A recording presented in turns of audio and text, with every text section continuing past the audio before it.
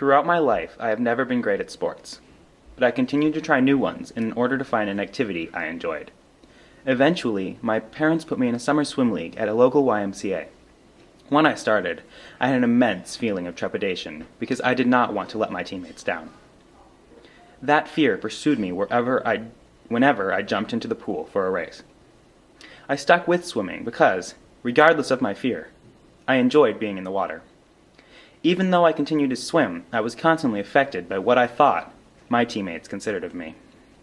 I did not have any confidence in myself and my abilities, and it was this lack of confidence that created a fear of what others thought. However, this sport also helped me to break away from this mindset. Swimming helped me to learn an important lesson about myself and about people in general. I now believe in the importance of self-acceptance and self-confidence. This realization came to me after I had moved from the summer swim league to my high school team. I was attending the first meet of the high school season. Consequently, I was extremely nervous, and I did not know what to expect. I had yet to discover what race I had been assigned to. Upon approaching the list that displayed the names of my teammates and their corresponding races, I glimpsed that my name was next to the 500-meter freestyle. Instantly, my body became frozen with dread, for this was a race that I had silently begged not to get. It was the longest race I had ever been in, and I had not prepared for it.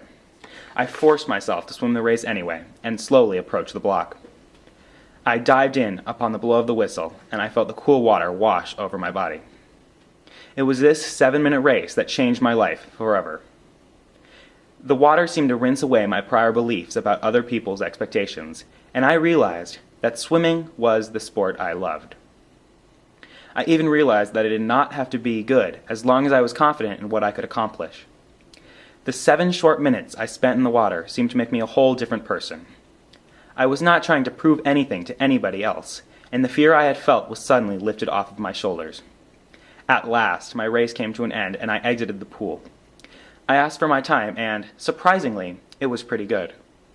I knew that I was only swimming for me and not for anybody else. This belief that I had in myself and my skills really did help me in the end. The power of self-confidence really paid off for me, and I believe it can work for others as well. The world we live in would be an exceedingly better place if everyone could accept themselves and not worry about the judgmental beliefs of others. For example, at the beginning of swim, I would have only done my race in order to impress others, but when I don't care what others think, I can live my own life. By not caring about the opinions of others, the mindset to commit suicide or to hurt oneself would decrease dramatically. Bullying would also come to a halt because, if people are content with themselves, they will be less likely to point out the flaws of other people. An equally important result would be a decrease in the pressure a person feels from his friends. A person would be less likely to cave to peer pressure if they do not have to look for approval from the people who call themselves friends. The result of this simple, daily principle would be a world without suicide, self-inflicted pain, or unwanted influence from one's peers.